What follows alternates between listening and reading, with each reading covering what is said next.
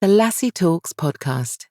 Hi, I'm Yvonne. And I'm Robert. And welcome to Lassie Talks podcast. And today's subject is going to be chilling out with your dog. And Yes. what do you go to? I'm just going to give a little bit of health advice on how dogs cope with stress. Okay, right. Chilling out with your dog. Now, in our first podcast, we had a really good example of that where a dog is action prompting us and wanting to do things, and we want to actually sit down and watch the TV or read a book. Yeah. Oh, great minds think alike. Might read a book called In Search of Lassie. Indeed, you might. Yes. And as you can see, I hope you can see that we've got Fred here. He's chilling out on his raised bed. Now, how do we start to chill out with our dogs? What we need to do is actually think about when to train this, don't we?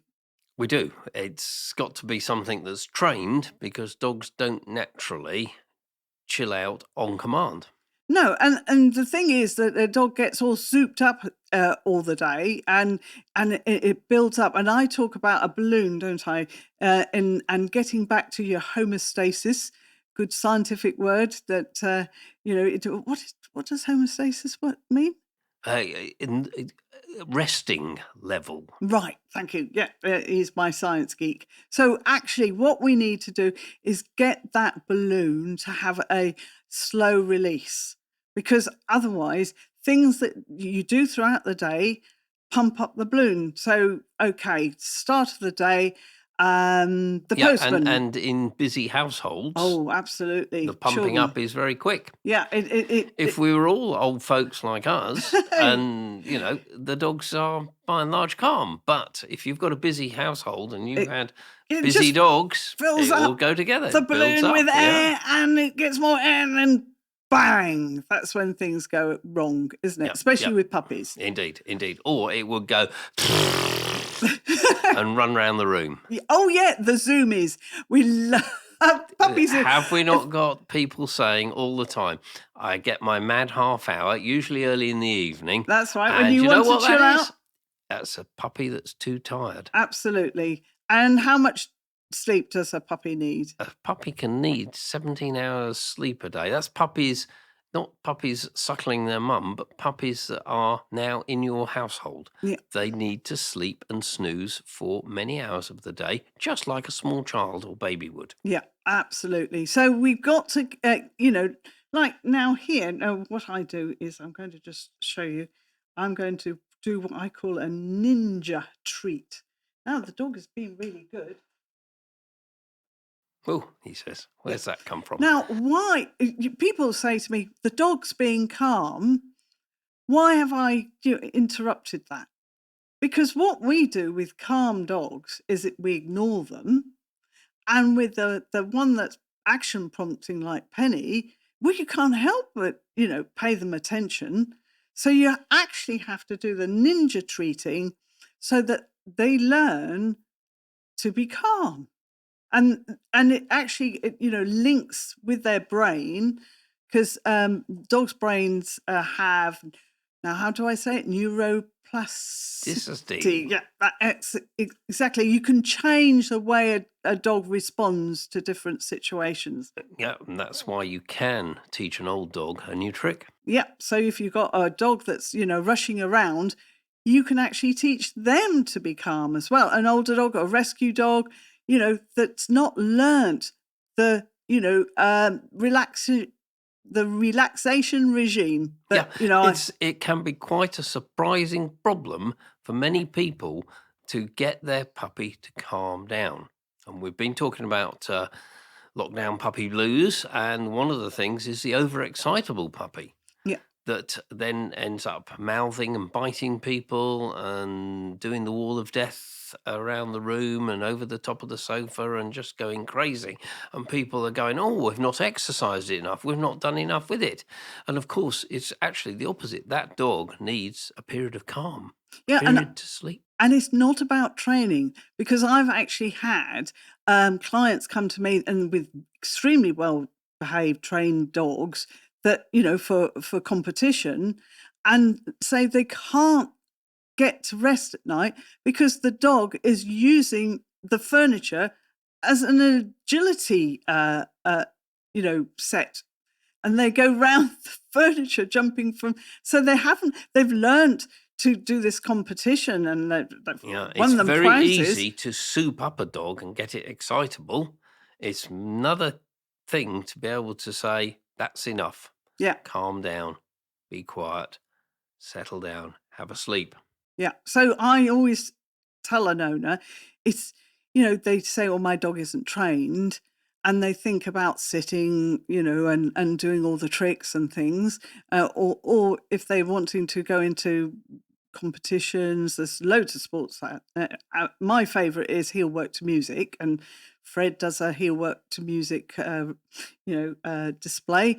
And, those are all great. But we also want them to be like he is now, asleep on his bed, chilled out, Yeah. and not all zoomed up. Yeah. So we start it. It takes no time at all to get Fred zoomed up. Oh, if he thinks he's absolutely. going to be doing something like heel work to music or some other He training loves to or work. activity, he loves to work. And that's the thing. It's always been the battle Yeah. to calm him down. Yeah. So we pay attention to our dogs when they are being calm. Now, I've had clients say to me, "Oh, but the dog gets up then," and they don't realise that. Yeah, but if you're just paying attention to your dog when it's action prompting and barking at you and sometimes prodding you for Yeah. that attention, and you're ignoring the sleeping, the snoozing, that's when you're going to make it harder for yourself. And going back to an earlier podcast where we talked about using things to calm them for grooming, we can use them calming things like chewing, can't we, to and lick mats and things to calm them. For young puppies and young dogs, do you think that having a bit of, when they are so overwrought, whether actually having a time out, if you might, Yeah, it's not the naughty step. It's not the naughty step. It's not because they're naughty, but they just need space to calm down. Yeah, when reduce the stimulation. Yeah, absolutely. When our daughter, we had our rough collie when she was about 2, when it was a puppy. Lovely, soppy, but just like any dog, rough collie had its harum scarum time, and then did zoomies around the lounge. I used to say, right, into your crate, and which was then in that house underneath a unit that we built in, didn't it? Yeah. In the kitchen. Kitchen unit. Yep. Yeah, a kitchen unit. And that was brilliant because then we put Barney in there, and I would hear him go, "Oh, thanks, I needed the break." But he didn't think to disengage himself from playing, and just got more overwrought and more excited. And children have this wonderful screeching scream when they're playing, don't they? They do indeed, and that just gets the dogs up there, doesn't it? Yeah, absolutely. And we can tell what sort of character your dog is. And when we did training classes with kids in it, and I didn't never actually say, no, you can't bring your children. If they were lying on the floor and kicking and screaming, and the parents, stop it. Children. Yeah, yes, not the that. dog. No. Like the children, absolutely. And then the parents would be very embarrassed and say, stop that, Tom, stop it. And we'd say, no, let him do it, because it was really great, because we could watch what the dog and how the dog reacted. And I always worried about the dog that stood in the corner and didn't come over and go, what's wrong with you? Lick, lick, lick. The ones that were stuck in the corner, need more work with kids and being habituated. They were anxious, weren't they? Yeah, they were stressed by the situation. Yeah. Now, then I wouldn't push that dog into be around children if they're fearful. But I'd take note of it. If they've got kids themselves, I talk to them separately and talk about, when your dog gets when you get excited, they get worried, and then, teach them how to react around their dog, because that fearful dog is more likely to bite. And that's what you've got to prevent. So, it's calmness around children, calmness around the home, and it's just chilling out and relaxing, and with strategies you can put into place when, you've got a dog and a child together, which I talk a lot about, because it's so worrying, isn't it, that, the statistics at the moment about, Yeah, dog most bites. most dog bites are often on children, Yeah.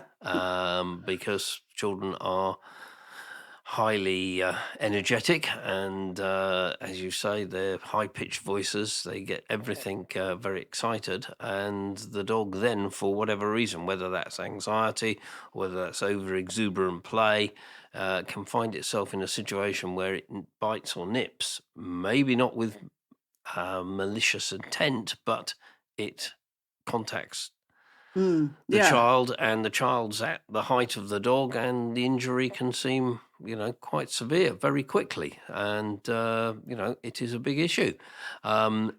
Prevention is better than cure, as I've said before on these podcasts. It's much better to have in the management structures in your home to avoid getting into that overwrought situation. That's where we talk about, our gated community, because we've got a grandchild, haven't we? We have, yes, and all three of our big dogs just bundling in.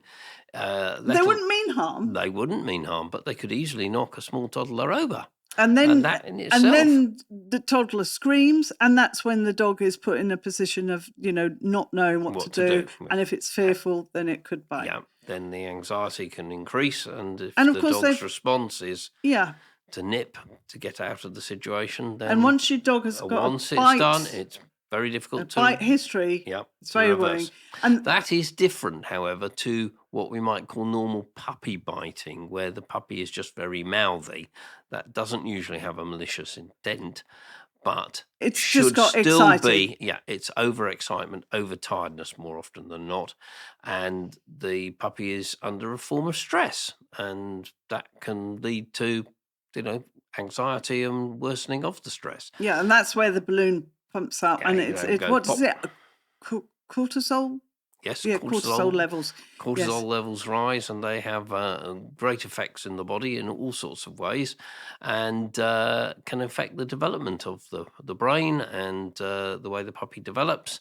And really, it is something that you have to be aware of. And, the idea of a sort of baby playpen for the puppy, not for the children, and not for the children, but for the puppy, yeah, can be helpful, or it can be reversed the other way, depending on the situation.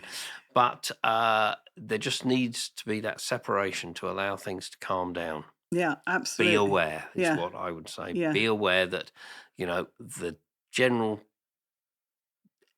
energy levels of a household in just all tops up the sorts this of balloon. things can just balloon out, as you say. Yeah. So people, please be aware of that. Yeah. Especially calmness is king. Yeah, absolutely. So we have this regime where our dogs learn to be calm and chilled out, and we take this calmness wherever we go. That and then they transition from, and even on a walk, I will stop and Fred, come on! I didn't say we were going for a walk. Bless him. Right, Papa. Sorry, I said the W word. Now we talk about how dogs actually recognise words earlier. We were chatting, weren't we, over lunch? Good boy. He thought I was giving him the cue to get off because I used the W word. And he recognised that word, and he thought, right, it's time to go. Yeah, dogs do know these things. And that's it. You see, they can get souped up with our words. They can get souped up by our body language. And that's something I play as well, is I will pretend to go out for W's, and I think he even knows that. You see, he picks up things. Even the word CAR means something to him. But I will get up and I will rattle the keys to the car, and we put our coats on and we sit down again, and We're trying to avoid those those triggers, triggers. those triggers to where they actually get all zoomed up. Yeah. And we play them as games, and you can do that with your kids as well. Go on, kids, go and put your shoes on, and then come and watch the TV. Just so that they don't, always reacting to these triggers. So they become calmer, and things like people knocking on the door. But at the doorbell and things like that. Yeah, you can get them. Okay, I actually like, because we got burgled, as I say in my book, but and that was scary. And I'm glad we had 3 dogs, and particularly Joy, who sounds very menacing with her big, fearsome. But she protected us. They scarpered, left the crowbar behind. They were so terrified, and thankfully, I think they were after drugs, sadly. But so I don't stop them from alarm barking, because we live out in the middle of the country. I feel safe that they alarm bark. Yeah, and nothing will pass that they don't hear or see or smell. Yeah, absolutely. But I want them to stop when and not keep going. And so think they make the kerfuffle. You know about it. We can go and check it out all together. We acknowledge and if it. It's okay. We can say, it's only the delivery man or we the say next door thank neighbour you. or whatever. We had the Ocado man, because we're not allowed to go shopping at the moment with so we get the Ocado man, and he barked at the Ocado man. They all barked at the Ocado man, and I said, pop on your beds, and I said, I've seen him, thank you, acknowledged that, and they all then sit on their beds and they just watch the man. Bring the bags in. Bringing the bags in. They know it's none of their business. They don't need to rush up and say hello, and they're calm. So it's just putting in those little things all the time, and it's training throughout the day. It's not.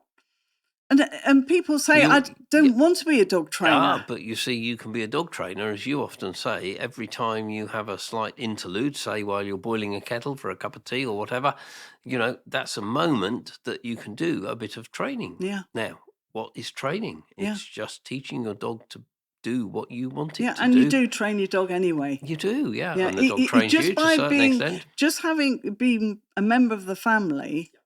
I get friends, and they say, well, I bought the dog for my child, young child, and I sometimes think, well, why put your dog, that child, under so much pressure? Oh, you've got to feed it, you've got to train it, and if it goes wrong for that child, there's such a lot of pressure, and they've got so much on in their lives, and they've got a lot to cope with. And lockdown and school pressure, and keeping up with their lessons and things, and putting that pressure. I said, no, let's do it as a whole family.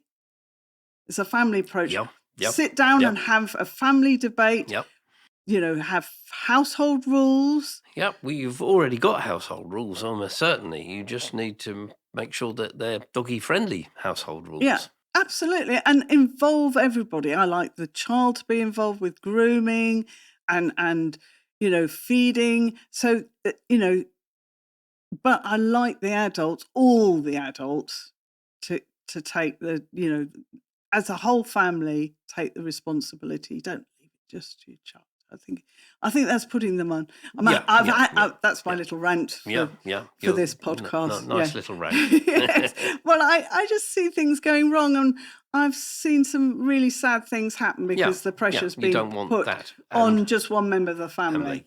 And then what happens when that one member of the family, for whatever reason, can't do it?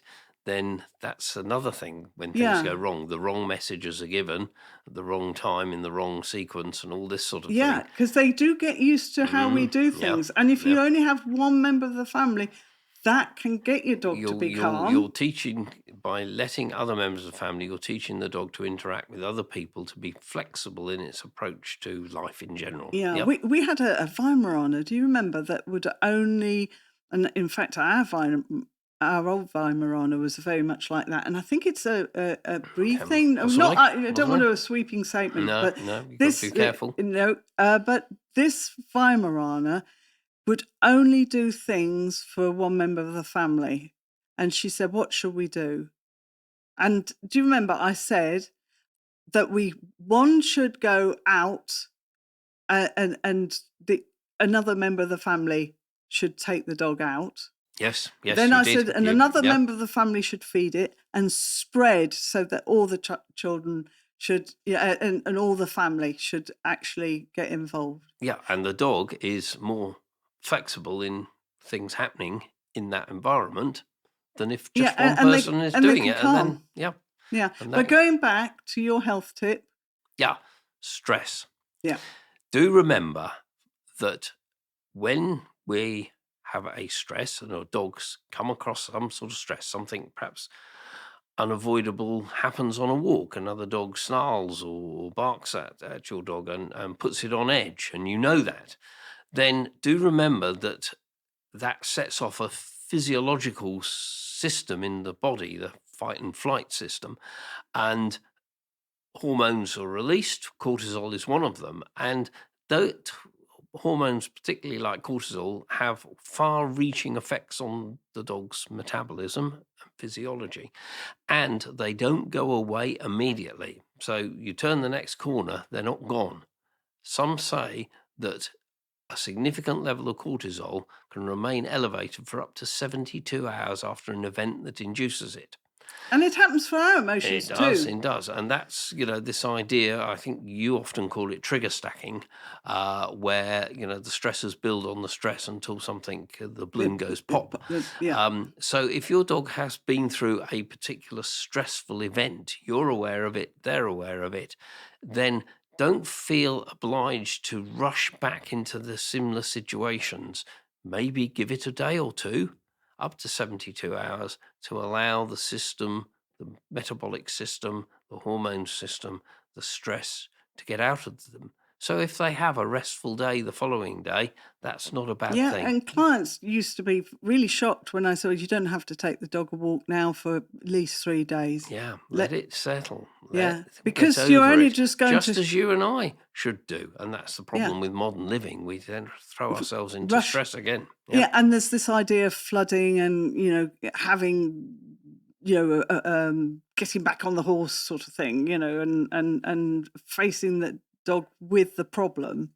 It doesn't work, does it? No, it just builds the stress up, and you can then end up with a very fearful dog, and you've then got large doses of fear and anxiety, which then have to be specifically worked against. Yeah, well, we'll talk about that more. So we'll have another podcast on. Yeah, so visit us. Visit again on Lassie Talks. Yeah, and if you have any questions that have come up through these podcasts, do feel free to post on the Facebook page or on the website, and we will be happy to answer any questions. Answer some of these questions. Thank you. So see you next time. Next time. We hope you enjoyed this episode of Lassie Talks. If you would like to get in touch or have any questions, then please visit lassietalks.com or visit our Facebook and YouTube page.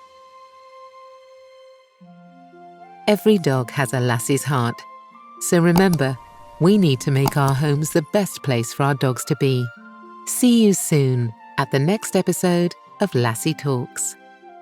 Lassie Talks was recorded and produced at Monkey Nut Audiobooks.